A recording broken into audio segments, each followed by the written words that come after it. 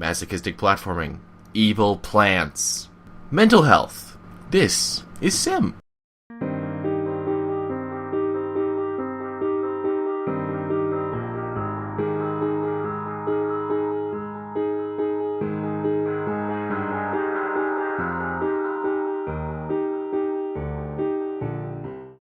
Usually when you hear of a subversive game, you expect it to be something like Grand Theft Auto or Duke Nukem. You don't expect the subversion to be very personal, or cause you to look at a complicated topic from the perspective of someone who was right in the middle of it.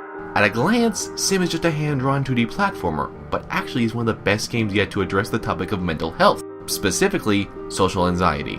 The game is set in a semi-biographical form, with each set of levels themed around a year in the protagonist's life, ranging from their 7th year to their mid to late 20s. Over the course of the 44 levels, you get a deeper insight into the protagonist's struggle through background text expositing on what they are thinking, and through the mechanics. Yes, you heard me right, the mechanics tie into the feeling and what you have to actually go through dealing with anxiety. Gameplay elements are symbolic of attitudes and actions in real life. You can flip up and down between two planes of existence. One is the normal world, whilst the other is the dark world. Each world has its own dangers. The real world has dangerous plants and monsters that will devour you if you touch them, whereas the dark world has razor blades that will cut you. The symbolism is very direct, but subtle enough that visually it doesn't beat you over the head with it. The game plays further with this idea by making one or the other world safer, depending on the stage in Josh, the protagonist's life. Early on it seems like you're avoiding mostly getting cut, but later you find hiding the dark world to be much easier. Once again, the symbolism is nicely crafted and makes the game feel more narrative-focused than what you'd get at a first glance. However, it's also at this point that the symbolism has a small hiccup, specifically in the final levels. Towards the end, as you're apparently seeking aid, other people will try to pull you out of the dark world, except instead of this being a positive thing, it's treated as a fail state each and every time. At first I just viewed it as a new mechanic, but as I thought about it, it just seems problematic. It's understandable that often people try to help and end up not actually being that helpful when you have such a deep personal problem, but the idea that it is a straight up fail state shows that the symbolism can get stretched a bit thin. In fact, I would actually think it would have been more clever to have built the game around getting pulled out so many times and eventually getting pulled out of the dark world entirely, and that being one of the ways to finish the game. Unfortunately, that was not the case.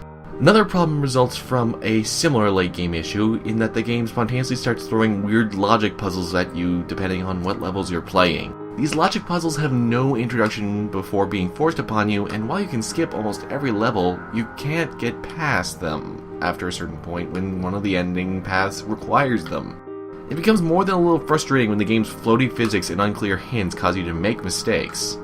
The limited screen real estate also does no one any favors, as some hints can be hidden just out of view. It just doesn't fit together alright.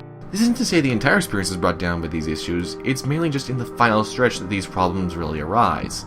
The core levels are pretty damn great, and just the right level of challenge to fun ratio you'd expect from a masochistic platformer. A few levels are a little harder or easier than I think they were intended to be, once again due to some floaty movement. Still, for a shoestring indie game, this is a very well done game.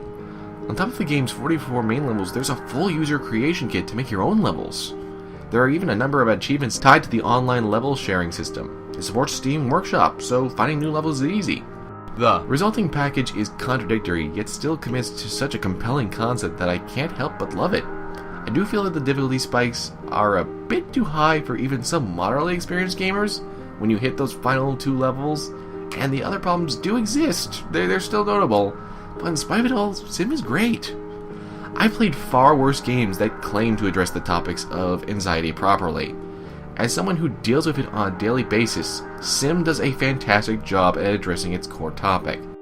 A few bumps on the road to achieving that goal keep it from being a must-play for everyone, but if you want an indie platformer that actually does have something to say, that's not just some pretentious little nothingness, but is actually there to tell you something, then look no farther than Sim. Which is why Sim gets a 7.5 out of 10.